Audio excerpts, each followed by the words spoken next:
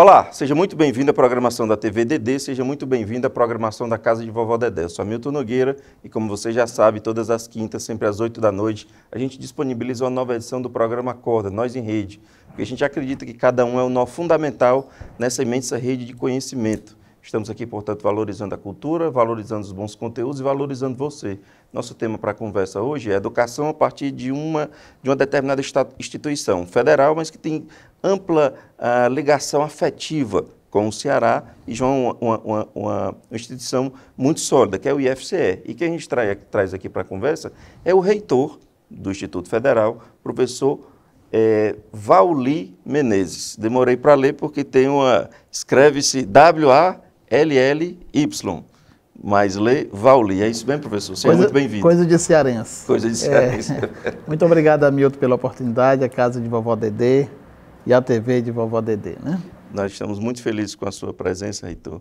E aproveito e pergunto, os desafios são muitos, sempre foram muitos para o Brasil, um país numa formação dinâmica.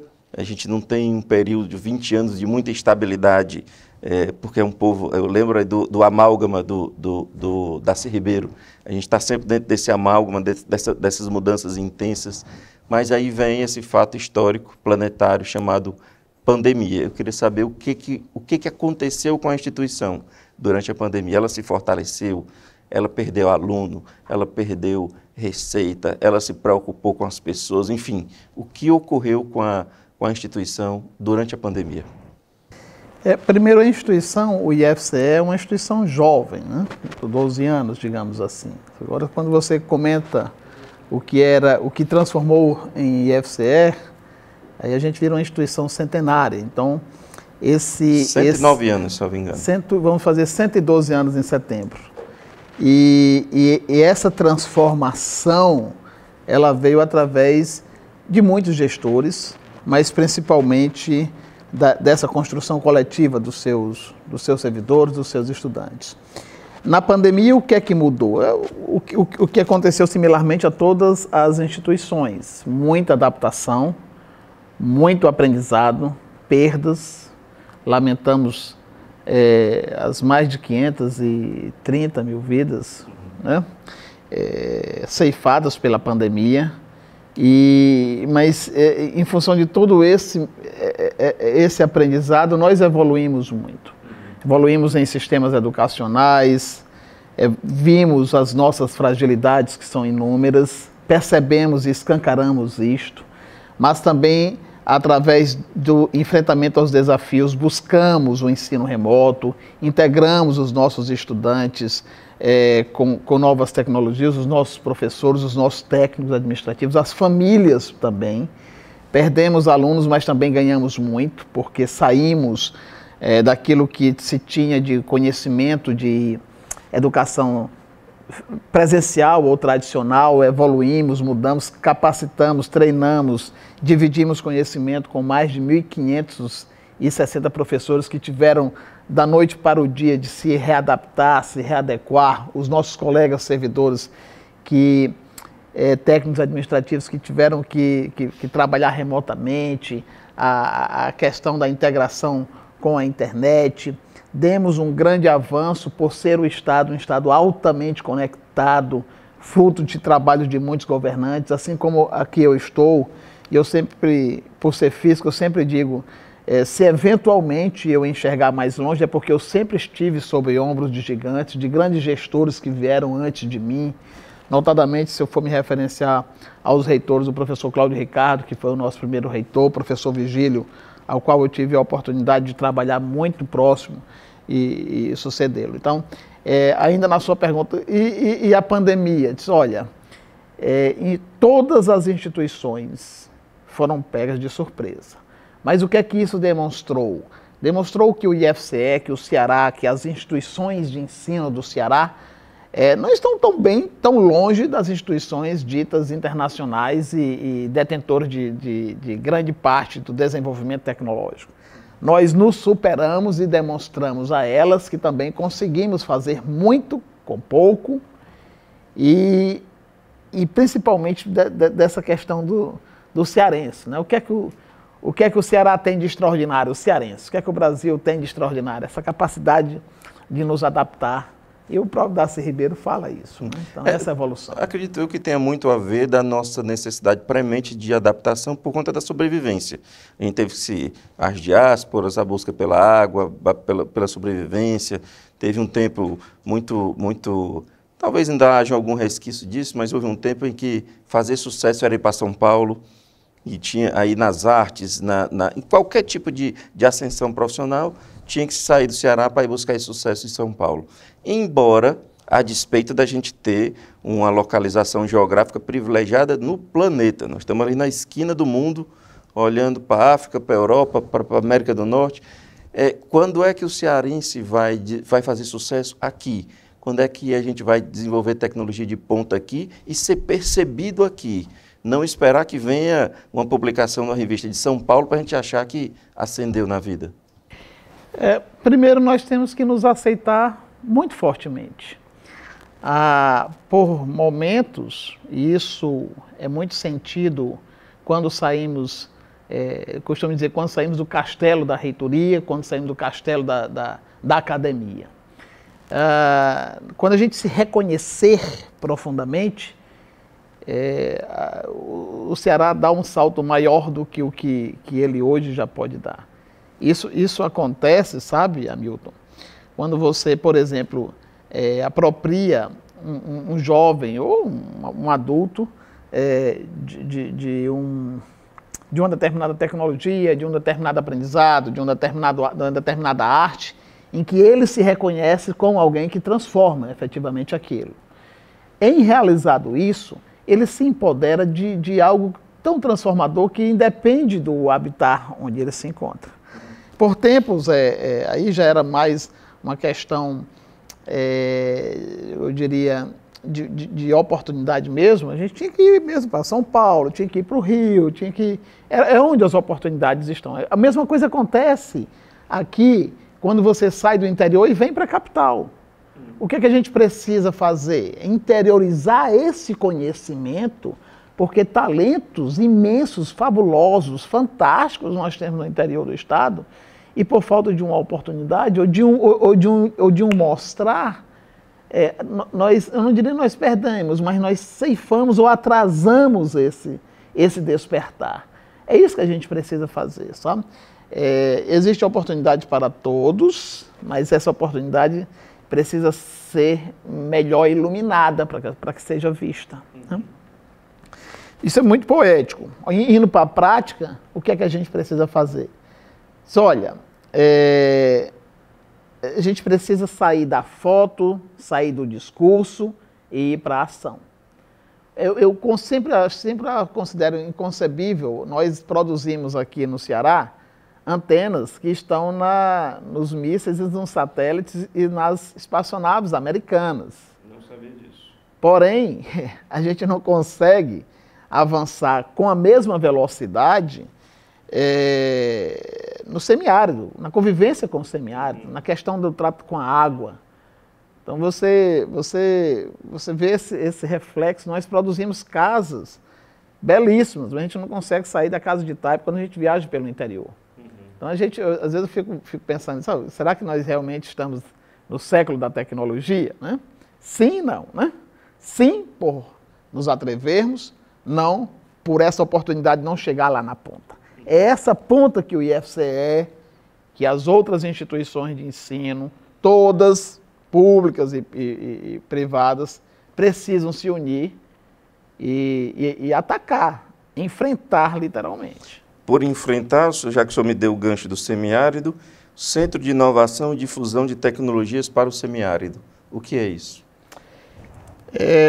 É um centro de tecnologias, não simplesmente do ponto de vista da teoria da informação, da tecnologia da informação e comunicação, mas tecnologias do ponto de vista da integração com o semiárido, da questão relacionada a bovino, a ovino, capinocultura, a questão de se integrar com o habitat, com a água, com o solo, com o sol. É algo que vai sentir o Nordeste, olhando o que o homem do campo sente de maior enfrentamento. Aquela leitura das startups, perceber as dores para poder estudar possíveis soluções, é isso? Com ele participando da solução. E por meio de quê? De editais para startups, soluções próprias, trazendo estudantes, como é que é a modelagem? Isso é aberto. Aberto por quê? Porque nós queremos chegar na ponta, no pequeno agricultor, nele, no filho dele, na família dele. Isso dentro dos nossos laboratórios no IFCE Campus Boa Viagem, coordenado pelo professor Yuri e professor João Paulo. Esse centro está funcionando em Boa Viagem? Em Boa Viagem. É inconcebível um centro desse em Fortaleza. Verdade. Ele tem que ser no interior, ele integra o campus ele tem de que ter o DNA dessa necessidade, né? Tem o DNA, a necessidade intrínseca. Ele hoje está com o IFCE Crateús, com o IFCE Iguatu, com o IFCE Boa Viagem e com o IFCE Tauá. Nós estamos com 4 a priori, e isso vai se expandir. E aí vem também a questão da energia renovável, sol, é o que nós temos demais nesses centros. A integração disso com a agropecuária, com a zootecnia, com as técnicas. Nós vamos trabalhar desde a galinha poedeira, digamos assim, até mesmo tecnologias que consigam levar isso e vender isso internacionalmente. Você não pode conceber um projeto do ponto de vista que ele se adeque somente àquele habitat. Ele tem que ser visto internacionalmente, como a gente vê nos outros países, na Austrália, a gente vê em Israel, vê na Europa. Olha, a gente compra soluções de outros países, porque a gente não pode produzir soluções e vendê-las, não é isso? Por vezes, soluções fabricadas aqui, que saem do Estado e nós compramos. Eu mesmo conheço meninos que desenvolvem tecnologias que são vendidas por outros países que nós somos clientes. E aí a gente se pergunta, e por que a gente não vende isso aqui? Não é? Então, por quê? Volta a sua primeira pergunta, a sua segunda pergunta. Quando é que nós vamos deixar de sair do Ceará para ser reconhecido? Quando nós, empresários, academia, nos reconhecermos como seres que transformam, produzem tecnologia em toda a sua vertente, não simplesmente tecnologia da informação e comunicação, mas que envolva arte, envolva cultura, envolva meio ambiente, sustentabilidade, tudo isso, esse ecossistema que é intrínseco, ele não está dissociado. O senhor falou em alguns municípios e me veio à cabeça um mapa onde tem algumas unidades do IFCE que eu vi já faz algum tempo. Eu não lembro, não vou lembrar bem, mas eu lembro que era bem pulverizado, havia capilaridade. E me surpreendeu. Como é que está isso hoje na sua gestão, passado todo esse tempo? Tem capilaridade suficiente? Falta crescer? Como é que está a presença do IFCE no Estado? Para a educação é aquela história, quanto mais melhor. Se pudesse ter um Instituto Federal do Ceará e outras instituições em cada município, seria maravilhoso, estratégico. Educação nunca é demais. Né? Hoje o IFCE, isso eu volto a dizer, isso é fruto de toda uma geração que trabalhou para isso. Todos os gestores aos quais eu aqui estou representando. Né? Hoje o IFCE ele tem 35 unidades. Dessas 35 unidades, 33 são campi do IFCE, que estão no interior e na capital. Né? 2 outras unidades, uma é a reitoria e outra é um polo de inovação do IFCE em Brapi, que é um polo que eu costumo dizer que todo empresário necessariamente tem que conhecer, e somos muito conhecidos. Sim. Temos 600 empresas cadastradas nesse nosso polo de inovação e, salvo engano, 74 projetos com empresas nacionais e internacionais. E participa efetivamente de editais ali para fomento de soluções nesse novo modelo que eu acho muito interessante, que é solução para indústria têxtil. Aí você tem ali o direcionamento para a região do estado, inclusive. Então. Isso, a gente fez um trabalho com a Secretaria de Desenvolvimento Econômico, com a Secretaria de Ciência e Tecnologia, em apoio aos clusters de inovação, que integra essa modalidade, esse mecanismo. O que é que eu considero importante? Mais uma vez, a interiorização e o ataque a essas problemáticas. Você vai tratar de do ramo de confecções, né? Que é um ramo extremamente concorrido, né? Sofre uma concorrência imensa da China, por exemplo. Mas nós conseguimos evoluir e fazer bons trabalhos. A questão também dos campi do interior é justamente essa fixação de talentos no interior. Na hora que você gera, por exemplo, você empodera um menino desse que ele passa a ganhar 3 mil, 4, 5, 10, 20. Nós temos estudantes ganhando bons salários no interior. Olha, isso gira a economia no interior. Então, o IFCE, essa interiorização do IFCE e das demais universidades, das escolas técnicas profissionalizantes, permitiram isso, essa fixação de talentos, meninos esplendorosos, maravilhosos, que estão transformando as suas vidas, o seu município e gerando riqueza econômica e riqueza intelectual. Professor, o que o hidrogênio verde pode representar para o Ceará? O que ele pode fazer com esse estado? Olha, da mesma forma como a gente saiu da era do fogo para a era, por exemplo, do silício. Eu considero isso uma transformação mais ou menos nesse nível. A gente vai para um patamar de eficiência energética, de geração de energia espetacular, como nunca antes nós pudéssemos imaginar.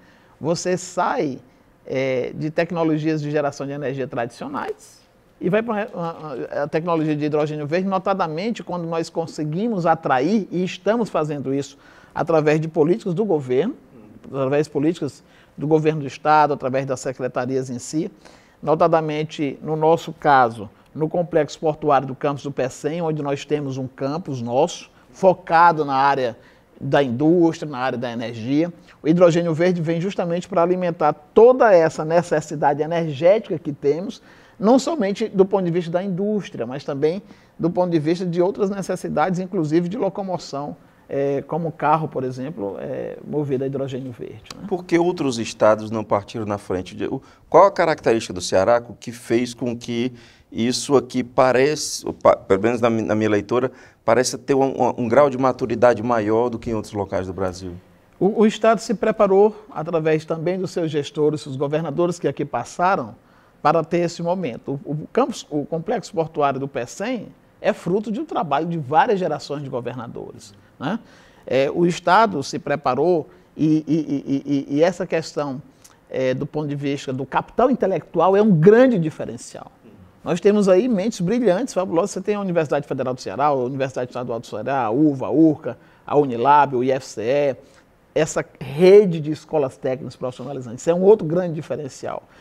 Mas, principalmente, o fato de se acreditar que você ter uma política de planejamento de longo prazo permite que a gente consiga atrair esses players. Além do fato de que nós estamos mais do que preparados, nós estamos dando oportunidade para que eles venham, se estabeleçam, gerem emprego, gerem renda, mas principalmente encontrem possibilidades de avançar do ponto de vista do capital intelectual. Você pode ter tudo, terras, você pode ter tecnologias, mas se você não tiver um povo preparado, a gente não vai conseguir evoluir na velocidade que queremos. Eu já li muita coisa interessante sobre o hidrogênio verde e os números são impressionantes. Chega a duvidar se está lendo certo. É 90 bilhões, então assim, é coisa de triplicar orçamento, triplicar... É algo a ver, obviamente, é uma semente que está sendo plantada, está germinando, e tem que ter cuidado com isso. Mas, aliás, alguns países do mundo fracassaram diante de grandes riquezas, né? Trouxeram guerra civil e etc. É bom ter muito cuidado sempre, pé atrás. Mas isso também demanda... nós temos uma educação pioneira nacionalmente, mas nós não temos um nível intelectual pulverizado, porque a diferença é gritante de IDH, de renda per capita.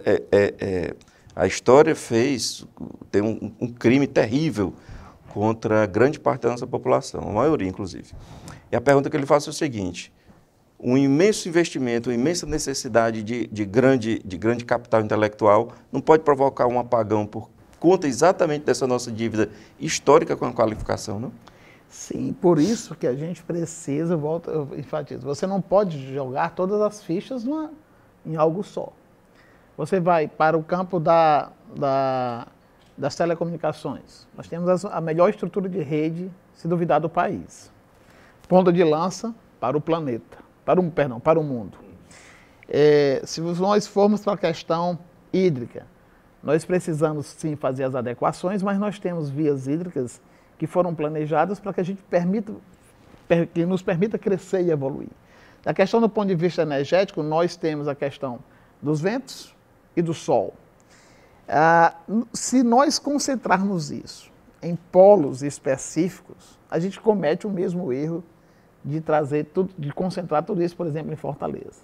Aí nós vamos viver uma oportunidade que eu tive agora recente de ser reapresentado,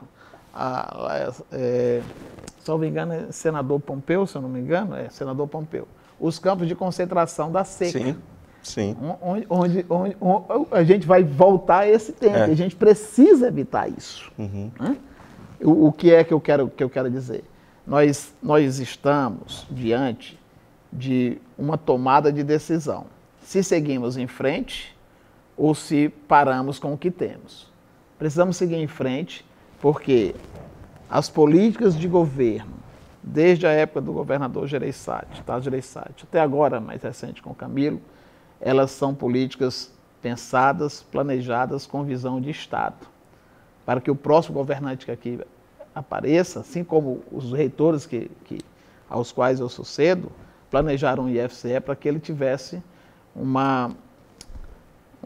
caminho independentemente de quem esteja na gestão. Há alguns anos eu tive uma oportunidade, não lembro exatamente que ano, mas tive uma oportunidade fabulosa de ver lá no IFCE uma apresentação do coral cantando grande parte da obra do Belchior. É o professor Marcelo Leite, flautista, que hoje está em Portugal fazendo o doutorado dele, ali é interessante verificar, professor, que o IFCE tem na sua semente, na sua gênese, na sua formação, por mais que tenha mudado de atribuição, de missão, ou de nomes, e, enfim, e tenha se envolvido em diversas multifacetadas formas de se apresentar à sociedade, tem a tecnologia como ponto fundamental, e isso nunca deixou de ser, desde que nome a escola técnica.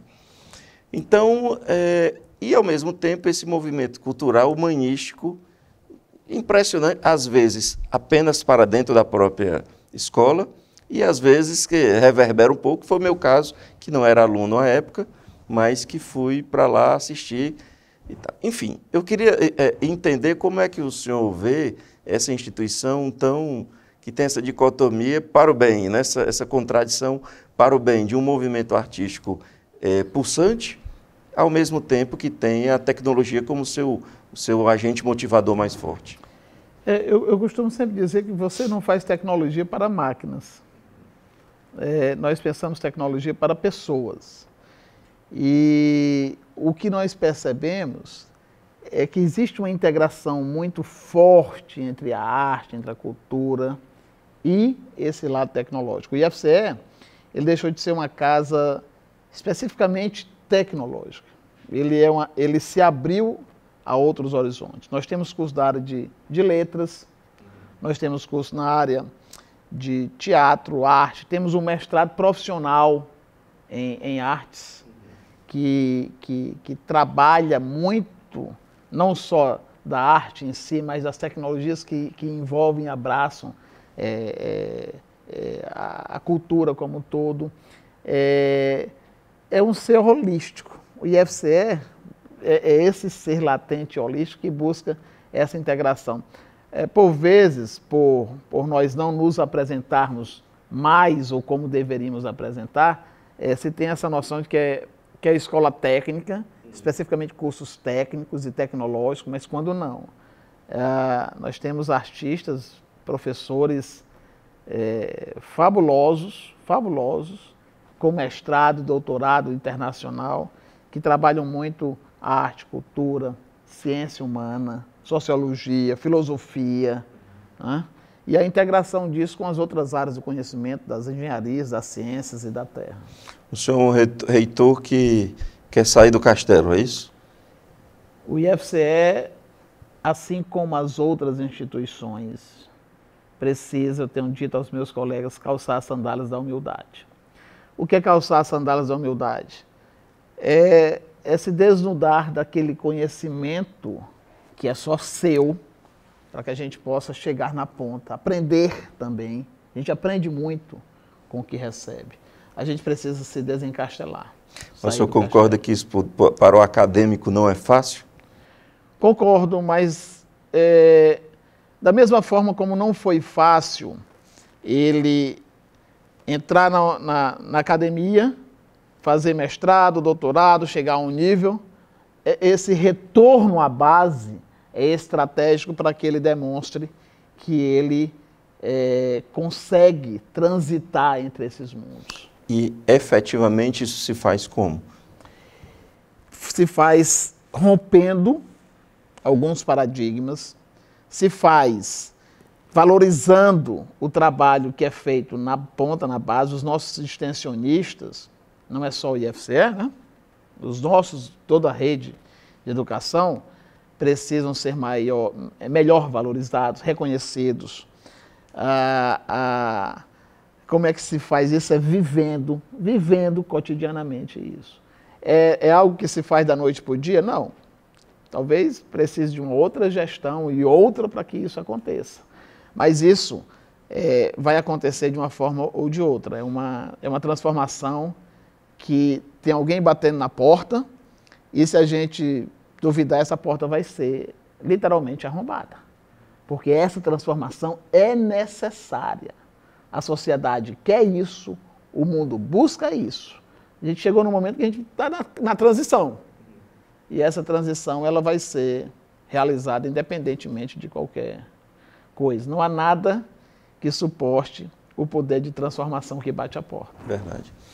E por falar em transformação, a gente se deparou com o Brasil diferente do que aquele Brasil lírico dos anos 70, final dos anos 70, começo dos anos 80, o Brasil do futebol, o Brasil da alegria, e de repente a gente entrou numa politização que às vezes é necessário porque nos obriga a olhar para as coisas sérias que a gente renegou durante a nossa história, mas às vezes passa do ponto de ebulição e beira a incivilidade. Em algumas faculdades, em algumas universidades, em algumas instituições, isso é mais pelo perfil de estudante, isso é mais sério que outros. Como é que é o movimento político dentro do IFCE? Não é tão diferente das outras instituições. Recentemente eu estava num evento que tratava dos NEABIs, né? Que são os núcleos afro-indígenas, né?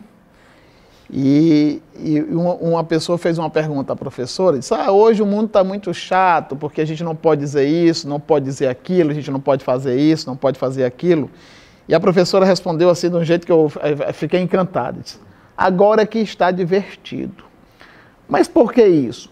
Porque nós nunca enfrentamos nem dialogamos com ações que necessariamente estavam ali latentes e a gente sempre deu as costas.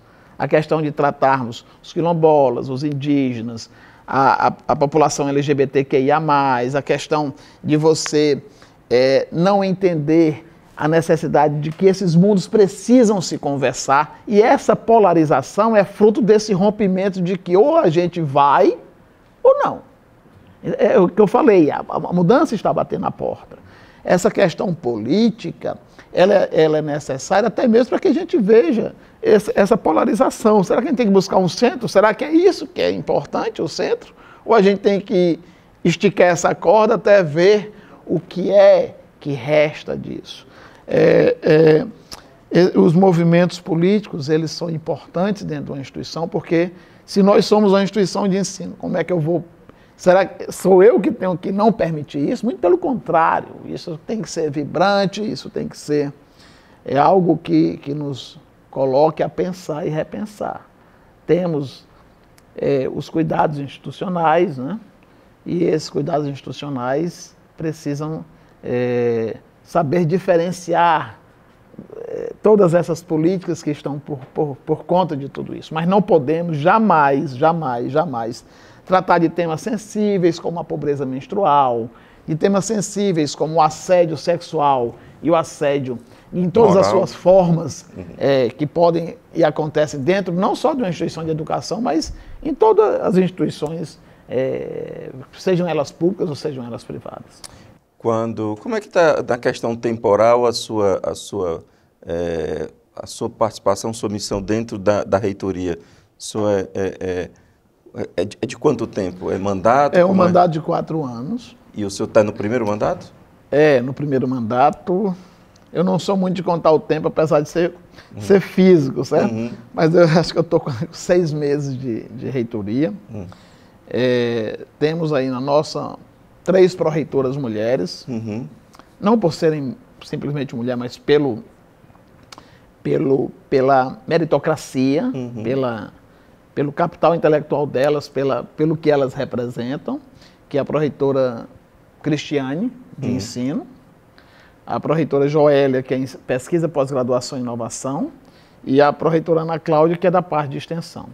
E a outra nós temos os outros 2 pró-reitores, que é o professor Helber, que é engenheiro da área de administração, e o professor Marcel, que também é engenheiro na área de gestão de pessoas. Então, esse time tem aí mais 3 anos e 6 meses à frente do Instituto. Minha pergunta é, para finalizar, o que o senhor quer ter realizado no final da sua gestão?